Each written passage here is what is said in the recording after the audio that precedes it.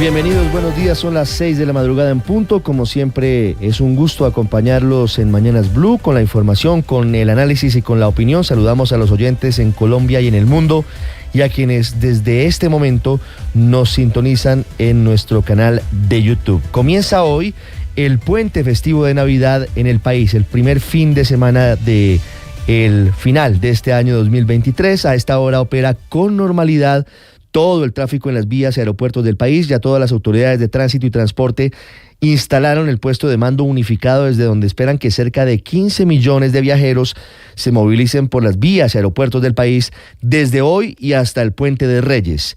Si usted está comenzando un viaje en carretera desde Bogotá y Cundinamarca, hay que tener en cuenta para el regreso el pico y placa regional, porque a pesar de que la alcaldía de Soacha lo había levantado para el próximo lunes festivo 25 de diciembre, el distrito, es decir, la alcaldía de Bogotá y el departamento de Cundinamarca se mantuvieron en que sí aplicará la medida para todos los festivos de diciembre y de enero por todos los ingresos a Bogotá.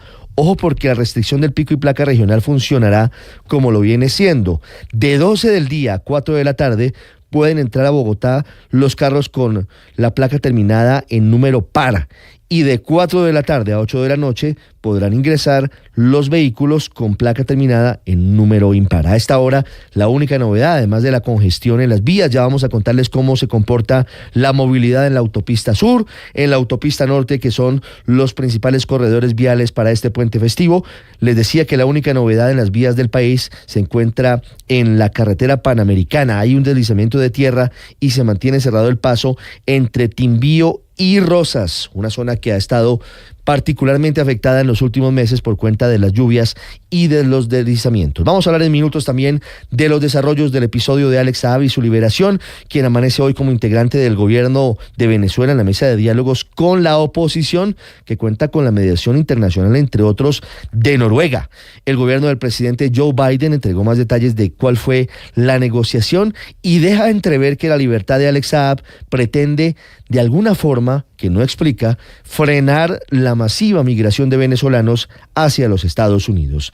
Como consecuencia colateral, y hablando de un episodio que no tiene que ver directamente con Alex Saab, pero sí con una de sus aparentes amigas, como es la senadora Piedad Córdoba, su hermano Álvaro Córdoba, se declararía culpable el próximo 2 de enero ante la justicia estadounidense del delito de narcotráfico, según reportó anoche muy tarde la agencia de noticias AP desde la ciudad de Nueva York. Vamos a contarles en minutos por qué el presidente Gustavo Petro apeló de nuevo a la expresión mamola ayer en Ibagué en su discurso, en donde habló sobre esa expresión en el momento en el que dijo que cuando termine su mandato, algunos piensan que volvería la extrema derecha, la ultraderecha, a borrar todo lo que él está haciendo, aunque insistió en las críticas a su gabinete por la falta de ejecución, por la falta de resultados, y volvió a insistir también en el mensaje en el que dice que su gobierno ni va a chuzar ni va a meter a la cárcel a los opositores. Hablando de derecha y de ultraderecha, hablamos de las protestas en Argentina contra el gobierno del presidente Javier Milei y su política económica. Con apenas 2 semanas en el poder, hoy presenta su política de economía, su plan de fuerzas y la forma en la que aprieta la economía al Congreso de su país, con protestas de centrales obreras, de sindicalistas y de organizaciones sociales. Vamos a hablar en segundos también de los desarrollos de la situación migratoria difícil en el aeropuerto El Dorado. Niega la Cancillería que sea una crisis, sin embargo, se están tomando medidas de contingencia ante la situación. Se ha revelado por parte de la Procuraduría cuáles fueron las causas para que 2 niños de nacionalidad africana hubieran estado deambulando por el aeropuerto Dorado durante varios días. No contaban con el certificado de vacunas actualizado y por eso no pudieron abordar con otras personas que los acompañaban el vuelo hacia El Salvador. Hoy comenzará la política de Jóvenes en Paz del presidente Petro, programa para el que se pagará $1 millón a los jóvenes, en el que hace algunos meses había dicho el presidente que era pagar por no matar y que generó toda una controversia. Arrancará en 5 municipios del país y los beneficiarios serán jóvenes de entre 14 y 28 años en pobreza extrema o en riesgo monetario y que estén en riesgo de caer en manos de bandas criminales. Y vamos a hablar de la Contraloría en 2 sentidos. Uno, la advertencia que hace el Contralor frente a la posibilidad de que haya embargos si se llega a perder la demanda por parte de Thomas de la Nación y entablada por Thomas Gregan Sons por el tema de la licitación de la expedición de pasaportes, y también hablamos de licitaciones porque a pocas horas de adjudicarse la licitación para contratar plataformas virtuales de e-learning en el SENA por más de 78.000 millones de pesos, la Procuraduría pidió que no se siga adelante con este proceso por errores en la etapa precontractual. Siguen investigando en la República Checa los motivos que llevaron a un joven al asesinato de 14 personas. Luego este hombre se suicidó en una universidad de la ciudad de Praga. 25 heridos, entre otras cosas. Esto en segundos, hablando aquí también de lo que está pasando en la guerra en Oriente Medio, que ya deja más de 20.000 personas muertas en la franja de Gaza. Una situación verdaderamente dramática. Amanecemos en Bogotá con 10 grados de temperatura. El aeropuerto El Dorado está nublado, pero funciona con normalidad. Y hoy se cumple una década. Hace 10 años murió uno de los más importantes representantes del folclore vallenato, Diomedes Díaz Maestre. 6-7 minutos, es un gusto acompañarlos. Vamos a continuación, como siempre, con lo más importante en este resumen en Voces y Sonidos en Mañanas Blue. El presidente Gustavo Petro estuvo reunido con sus ministros haciendo un análisis sobre los avances del gobierno y la ejecución presupuestal. Y hubo algunos llamados de atención. Mire el esfuerzo que me ha tocado hacer durante este año, quien lo que creyera, algún día escribiré de eso, tratando de que mis propios funcionarios, las burocracias que durante todo este siglo han puesto los uribistas, muevan los papeles para que esta educación sea gratuita. El presidente también cuestionó a quienes le reclaman que él no representa el cambio. Es irreversible, no, que va a venir un gobierno de ultraderecha a borrar todo lo que ha hecho Petro en el gobierno. Mamola, mamola, el pueblo no se rinde, carajo.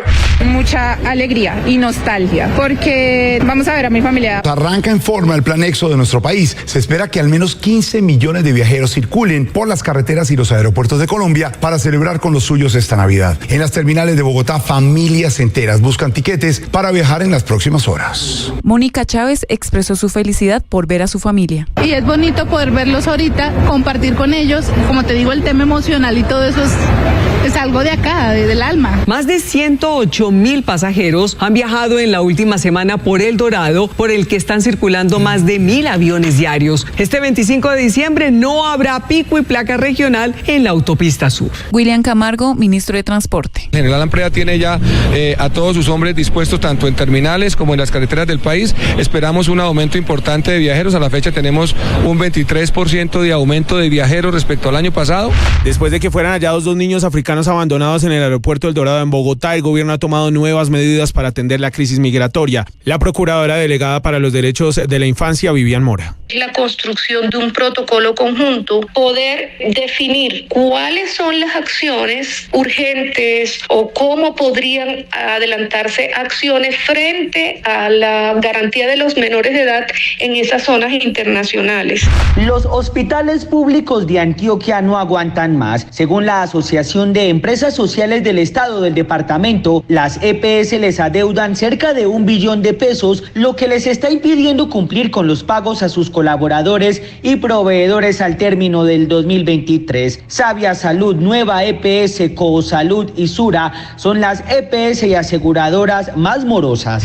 El Contralor en funciones, Carlos Mario Zuluaga, se alineó con las posiciones del Gobierno Nacional, específicamente del Ministro de Salud, Guillermo Alfonso Jaramillo, quien en los últimos meses ha criticado muy fuerte a las EPS por cuenta de los malos manejos que han hecho de los recursos de la salud. Y hemos encontrado que algunas EPS giran anticipadamente a algunas IPS. Lo extraño de esto es que muchas de esas IPS corresponden en los modelos de integración vertical a las IPS privadas que se integran con estas EPS. Y el Contralor señaló cuáles son las quejas que siguen aumentando por parte de los usuarios del sistema de salud. La Contraloría encontró entre los tipos de reclamaciones más frecuentes la demora en la asignación y autorización de citas de medicina especializada, seguidas de retraso en la autorización y entrega de medicamentos. Son las 2 quejas principales denuncias que constituyen el universo de reclamaciones de los colombianos. La Procuraduría solicitó revocar la contratación por más de 78 mil millones de pesos para plataformas de aprendizaje virtuales del SENA, a escasas horas de adjudicarse la licitación. El Ministerio Público advirtió que el proceso presenta serios errores en la etapa contractual. Johnny Leal hizo una petición al juez y esta vez alega que debe quedar libre, salir de la cárcel La Picota de Bogotá por vencimiento de términos porque aún no ha emitido sentido de fallo, es decir, aún no hay una sentencia sobre el proceso judicial por la muerte de su mamá Marlene Hernández y su hermano el estilista Mauricio Leal. Tras el regreso de Alex Saab de los Estados Unidos por un acuerdo entre este país y Venezuela, se realizó un intercambio de presos. Se confirmó que Alex Saab hará parte de la mesa negociadora junto con su esposa Camila Fabri, que se instaló en Venezuela desde el lado del oficialismo de la nación sudamericana. Praga, capital de República Checa, fue escenario de una masacre. Un estudiante de artes armado con un rifle de francotirador mató a 14 personas. En el tiroteo que se produjo a las 2 de la tarde hora local cayeron heridas otras 24 personas. Heridas, 9 de ellas permanecen en condición crítica en centros hospitalarios. A esta hora no está claro si la policía abatió al sujeto o si el asesino se suicidó.